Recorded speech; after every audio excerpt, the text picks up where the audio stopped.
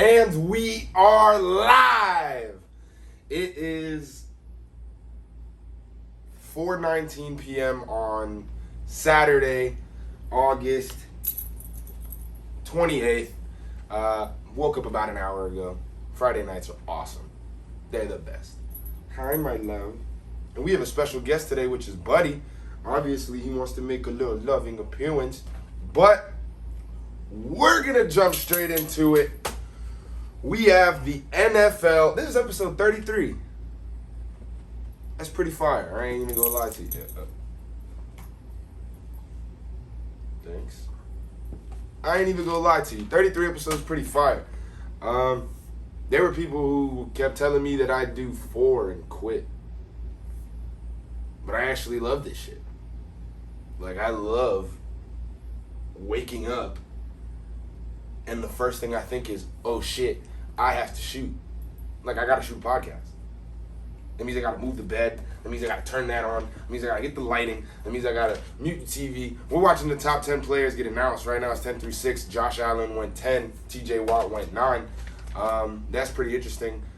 And yeah, man, I literally enjoy like getting the stool to put the camera. Like this is such a low production set that it makes me happy that like I'm doing it.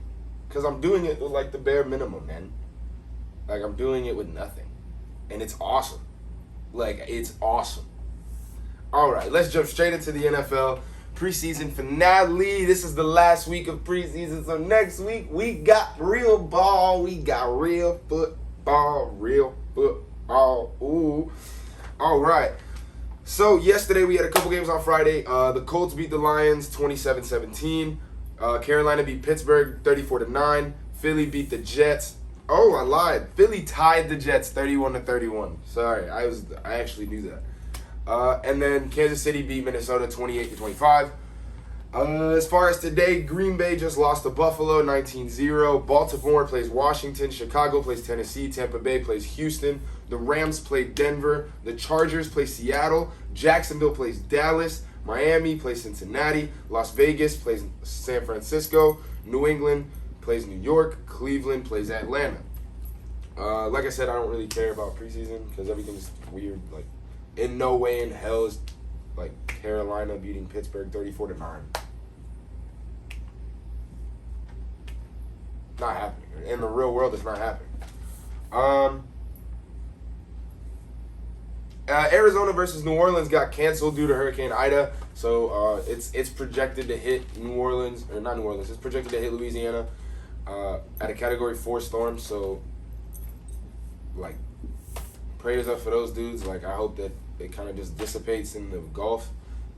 Probably not going to happen, but prayers up for Louisiana, and, yeah, hopefully everything is okay.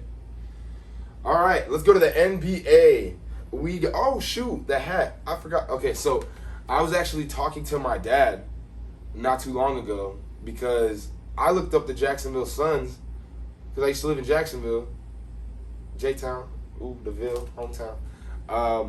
And the Jacksonville Suns is like the minor league baseball team over there for the Miami Marlins.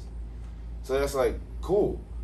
But I was looking up the Jacksonville Suns the other day and I had to text my dad. I was like, yo, when did they change their name? Because the Jacksonville Suns are no longer the Jacksonville Suns. They're the Jacksonville Jumbo Shrimp. I'm not even making this up. I'll pull it up right now. I'll show you. I got you. This was so ridiculous. So.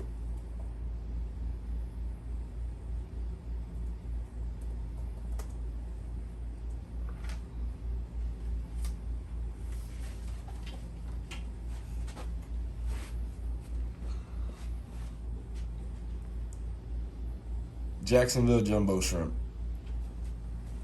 That's my team, guys. That's my favorite minor league baseball team. Grew up going to their games. Jacksonville Suns games are awesome. They're awesome. They're the best.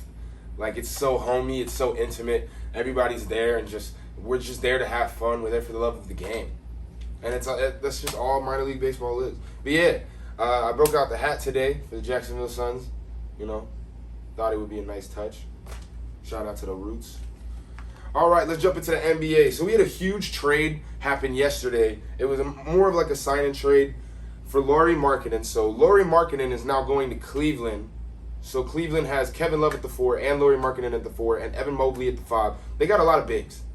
They got Colin Sexton at guard, Darius Garland. This is a good young team. Cleveland is a good young team.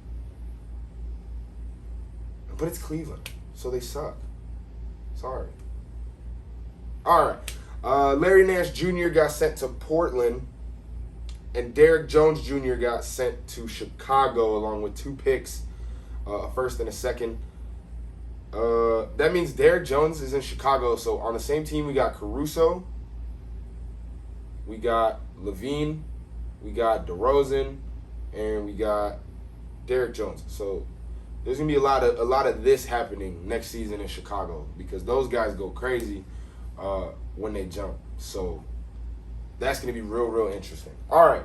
I decided to do my power rankings for the NBA going into the season because, I'm trying to find different shit to do to kind of fill up, not time, but just like to get topics out there. You know what I mean? Like, because there's not a lot of NBA stuff going on right now. We're just waiting for the start of the season. And, everybody's talking about NBA Hard Knocks and training camp and there should be but, that stuff's boring. Like, it's not that it's boring. It's like, there's I could just sit here and be like, yeah, the NBA, everybody in the NBA community wants to do Hard Knocks like the NFL. Would that be cool? I think it would be. But that's it. That's the whole sentence. I don't like that. I like long, lengthy monologues about when I get caught rambling and I just start talking about bullshit. Because that's what this podcast is. It's just fun. So let's do it. We got a power rankings for the NBA. Coming in at number 30, I got the Orlando Magic. Now, they have the youngest roster in the NBA, and it's a very talented roster, but it's still a young roster in the NBA. So, they got a couple years. Right now, they're still probably the worst team in the league. Last year, they think they were the 4th worst team in the league. So, I think they're up there as far as worst teams in the league. I have them as the worst. Next, I have my Detroit Pistons. So don't think I'm out here just cradling myself. You know what I mean? Nah, my team shitty. Cade Cunningham could be great, could be amazing, but it's we still suck. There's a reason we had the first pick. We're still awful. But yeah, I feel like Cade adds so much talent to the team himself that I should have put us at 30, but I had to put us at 29. All right, at 28, I got Houston because I believe in Houston's young core more than I believe in the first 2 young cores that I just said. And Jalen Green, I think, is probably the best player in the draft right now. I do think that Cade has time to develop into the best player in this draft, but right now, Jalen Green's the better hooper. That's just what it is. 27, I got Minnesota, because Minnesota can't do shit right. 26, I got Cleveland. We just talked about Cleveland's young core. 25, San Antonio. 24, I got Washington. Washington's an interesting team because they have a lot of vets. They have a lot of veteran play, and they got Kuzma. They got Montrez. They got Dinwiddie. They got Beal. Obviously, Beal. Beal's the best scorer in the NBA right now. He puts up the most points. What are you gonna? Can't really talk shit. He's the best scorer in the NBA right now. But I just don't think Washington's gonna be able to do anything. I just don't. All right, at 23 we got New Orleans. At 22 we got Sacktown. At 21 we got Chicago. At 20 we got OKC. At 19 we have the Knicks. At 18 we have Miami. At 17 we have Toronto. And at 16 we have Charlotte. So I kind of want to stop there for a second just because the NBA is so deep this year that Chicago's got a good roster, OKC's got a good roster, the Knicks have a good roster, and Miami has a good roster, and Toronto has a good roster, and Charlotte has a good roster, and they're not even playoff teams. If we're keeping the play-in format, then I guess if you're just going power rankings, 18 teams make the playoffs, then Miami and Toronto are playoff teams, but OKC, the Knicks, and Chicago aren't. Neither is the Pelicans. Like, the NBA is so deep this year that, like, anybody can do it. Like, I truly believe that although the favorites are the Lakers and the Nets, I'll say it correctly, the Nets and the Lakers, according to the odds makers. Of course they're going to be the favorites, but it's like Boston could have a hell of a run. Atlanta could have a hell of a run. Phoenix could have a hell of a run like they did last year. Milwaukee could fucking repeat. Like, the NBA is so wild right now as far as, like, depth and as far as, like, teams go that, like, Miami, New York, OKC, and Toronto being in the late teens, early 20s is just baffling to me. All right, coming at 15, I got Indiana. For some reason, Indiana's just always one of those teams that is good. I just don't get it. Sabonis is a god over there. Like, they're just always good. They're not great, but they're always good. At 14, this is going to probably be controversial because they're getting Clay back, but at 14, I got Golden State. I kind of, like, they have a great young core right now, but it's like, is that great young core going to be able to support, like, Draymond, Steph, and Clay? Because you have Draymond, Steph, and Clay, and that's cool, but it's like, you can't run everything through Steph, Draymond, and Clay. Like, you can. It'll probably work. It'll probably get you the 14th spot in the, like, yeah, you know what I mean? 7th seed in the West, for sure. Anyway, at 13, I got Portland. I still think Damian Lillard is the best point guard in the league. At 12, I have Memphis. For some reason, I believe in Memphis so hard. I really do think Memphis is going to go off this year. I think John Morant's due for a big year. Jaren Jackson's due for a big year. I think, 12, I got Memphis. 11, I got Dallas. I don't know why. I want to put Dallas so much higher because I feel like Luka's the best player in the world, and when you're the best player in the world, your team is just good. Like, that's just what it is. But I don't think they're beating any of the 10 teams I'm about to name in a 7-game series. Maybe. You never know. All right, at 10, I got the Clips. I got the Clippers coming in at 10. Kawhi just re-signed. That's cool, but, like, I don't trust the Clippers. At 9, I got Philadelphia. Same situation. I feel like Philadelphia is just the Clippers of the East. They don't even know what they're doing with Ben Simmons right now. Like, he's probably not even going to play for them this year. He's probably going to play somewhere else because they have to trade him because nobody wants him there. He doesn't want to be there. 8, I got Boston. 7, I got Atlanta. 6, I got Phoenix. 5, I got Denver. 4, I got Utah. 3, reigning champs at Milwaukee. And 2, Brooklyn. 1, your LA Lakers.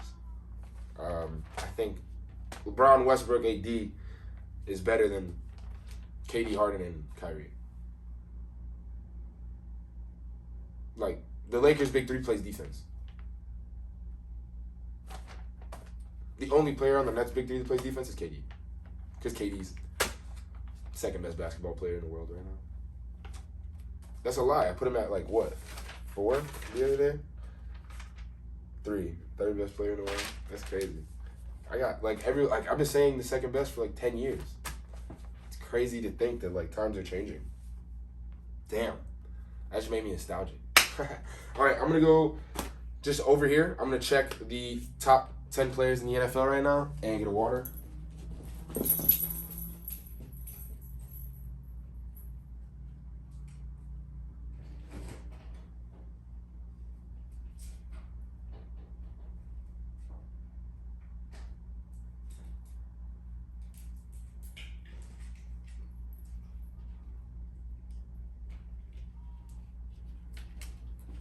All right, I'm back. But as long as we didn't miss anything crazy, DeAndre Hopkins is number 8. If I didn't miss number 8, he could be number 7. TJ Watt's definitely number 9, but it's I don't really know. But yeah, DeAndre Hopkins just came in at 8, I'm pretty sure. And I had him at 9. Yeah, there we go. All right. Let's move on to the UFC, the premier mixed martial arts organization. Last week we had UFC Fight Night, Cannonier versus Gastelum. I did do a morning after with Mikey to talk about a little bit of this, so I'm going to kind of speed through it. Go check that podcast out. That was actually a banger podcast. We had a lot of fun filming. I've watched it twice since. Like, I find, like, I don't like to watch my own podcast per se, but I do like to pick up on what I could do better. And that episode in particular, I was listening to it, just kind of getting a feel, and then I started watching it. Like, I wasn't really watching, I was just listening to it and doing stuff, and then I, like, actually sat down and started watching, and I started laughing, like, me, myself. Like, I know what we're talking about, and I started laughing as if I was watching not me and my best friend on my phone. So, like, that episode was, I watched it for, like, notes purposes, and then I kind of watched it for, like, giggles purposes. That episode, like, it's my favorite episode that I've shot so far, and it's my favorite episode that, like, has hit the page. It's only 18 minutes long, so it's not even, like, killer long. And, yeah, man, that was a good one. So go check that out if you want to just get some giggles and learn about some cool stuff. So Cannonier got a UD over Gastelum, 3-2 rounds. Gastelum thought he won, but it was a close fight, but not really. Like, it was close, but, like, it looked close. But, like, when you look at the numbers, it wasn't close. I think the judges got it right. I think Cannonier's got kind of a trajectory now that he's heading on. And let's see what happens. You want to know my real opinion on that, go check out last week's video. Marco Madsen got a split decision over Clay Guida. Marco Madsen has had a whole lot of stuff happen to him, so that, like, it's good that he was able to get in there and get a good win over a legend like Clay Guida. Parker Porter had a UD over Chase Sherman. These were two heavyweights that were, like, this was, like, the sloppiest fight on the card. Like, I don't know how they got the third slot. I really don't. Like, whoever makes the lineups should stop making the lineups. Because this is, like, horrible. Sorry, throw skin on dry. All right. And next up, we had Said Yakub Kakhramonov submitting Trevin Jones in the third round. This fight was wild. I loved watching this fight. Like, me and Mikey were watching this dude, and we were like, what the heck is going on? Like, that's crazy. He got him with, like a guillotine, but not really. He, like, wrapped his neck and then pushed his head into his own solar plex and kind of just choked him out like that. There was no traditional arm in. Like, none of that bullshit. He literally just, like, dogged the man. He was like, argh, and then, Buddy went to sleep. Like, props, man. Buddy, like, Trevin Jones went night-night. Vince Pichel got a UD over Austin Hubbard. That was actually a pretty good fight. It was pretty good, like, a lot of good striking exchanges. Vince Pichel was definitely getting the better of him the whole fight, controlling the pace, controlling the rounds. Yeah, so that was a good win for Vince Pichel. Hopefully he can get some quick wins, because, like, a quick turnaround or something like that, because, you know, he's been in the game a while. I think he's, like, nearing 30, like, his late 30s, so it's like, you're not even ranked, so let's try to get on in there and keep this momentum we got going. And then my personal fight of the night, Alexandre Pantoja sub Brandon Royale with a rear naked choke in round 2. This was like watching, I feel like I've said this before when I'm talking about, like, flyweights, but this was literally like they got into grappling exchanges, and it was like watching a cartoon where the two characters go like this, and then they just rumble and you see, like, a whole bunch of dust, and then at the end, like, one of them's dead. Like, that's exactly what this looked like to me. Like, me and Mikey were so entertained. I told him, I was like, bro, this is the fight that I'm, like, most excited to watch. Because Brandon Royval, like, I love Brandon Royval. He's a gangster, dude. Like, he's a gangster. But Alexandre Pantoja was he was a legend out there. He just straight up said, I'm better than you, and I'm going to prove it in every way possible. And I do think Brandon can get back on track, but Pantoja is literally looking like a world beater right now. And he challenged Brandon Moreno. He said, December, what you trying to do? Brandon said, I'm straight, let's do it. December it is. Sign the paper. I'm excited for that one. I ain't even gonna lie to you. All right, so today we got some upcoming UFC. Today is Fight Night, Edson Barbosa versus Gigachikazi, and it's also the TUF Finale. So I'm only going to cover the main card because it's just a whole bunch of tough guys in there in the prelims and stuff. So it's like those historically Hey, is everything okay? What's up? Stop. I'm filming here. All right. So, first fight on the main card. We got Mahmoud Moradov versus Gerald Meershart. I love Gerald Meershart. I think, I think he's awesome. I think he's a great dude. I think he's a good fighter. But I'm going to go with Moradov on this one. Like, he's got it like that. You know what I mean? Andre Petrovsky versus Michael Gilmore. So, a couple of tough guys. I'm going to go with Andre Petrovsky, though. I just don't believe in Michael Gilmore like that. It's because it's spelled Michelle. Not really, but it's like Michal. It's EA instead of AE. I don't know. All right, then this is like the fight I'm looking forward to most is the return of Kevin Lee at his like solidified home at 170. Like, it's Kevin Lee versus Daniel Rodriguez, and I'm like, he told everybody, he said, I'm a welterweight now. I'm never going back down to lightweight. So we put on the necessary weight. We feel good at this weight, and he looked good at the weigh-ins yesterday. So I got Kevin Lee beating Daniel Rodriguez in what I could see being fight of the night. Period. All right, then we have the Ultimate Fighter 135-pound bantamweight finale. It is Ricky Turcios versus Brady Highstand, and I'm gonna go Brady Highstand. Turcios seems like a good fighter, but I just think there's levels, and Brady Highstand's gonna show him that on tonight. All right, then we move on to the controversial 185-pound finale. We got Brian Battle going up against Gilbert Urbina, but it should be Brian Battle versus Tresean Gore. But Tresean Gore pulled out, tore his knee up a little bit. So Gilbert Urbina, who Tresean beat on the show, will step in and get his shot to become the Ultimate Fighter, which I think is fucking crazy.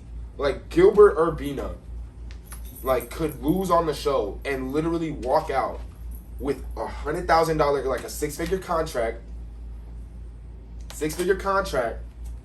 and the title of the Ultimate Fighter. Like, that's crazy to me. That's wild. I would have just rescheduled the fight. Like, you don't do that. I would have just rescheduled the fight.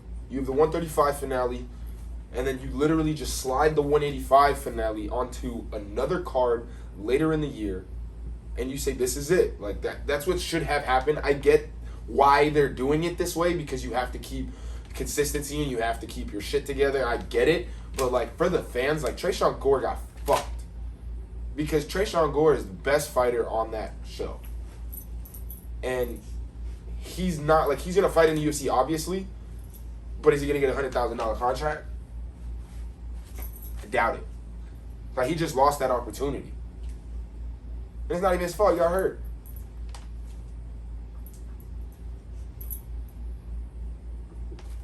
All right. And then last but not least, we have the main event, Edson Barbosa versus Gigachikazi. This is going to be a great striking performance. I think Giga earlier this week said he's going to show Edson that there's levels to striking. And that's wild because Edson Barbosa is the levels of striking. Like, the man is the best striker possibly in UFC history. If we're talking about just striking, his Muay Thai is, like, unparalleled to anybody's. I like Giga's confidence, and that's giving me hope that this is going to be a 5-round war, and that's awesome. But the way Edson just knocked out Shane Burgos, I'm going Edson. Edson at 145 is kind of a beast. Like, he's kind of a beast. He's trying to go, like, 3-1 in the division since he entered. His only losses to Dan Ige, who's a damn 50K Ige, boy. Like, that man's a legend. He's a legend. Certified. Put a stamp on it. Doesn't have to win a UFC title. I will forever love Danny Ige. That's the only guy Edson's lost to in this weight class. So, yeah. I'm going to go Edson. I just think that Giga probably bit off more than he could chew. But there's levels to this shit. And I don't know the levels like that. So I could be totally wrong. And Giga could really fuck this dude up. But I'm going Edson Barbosa. I'm going to go Edson Barbosa. I hope it's 5 rounds worth of blood, sweat, and tears.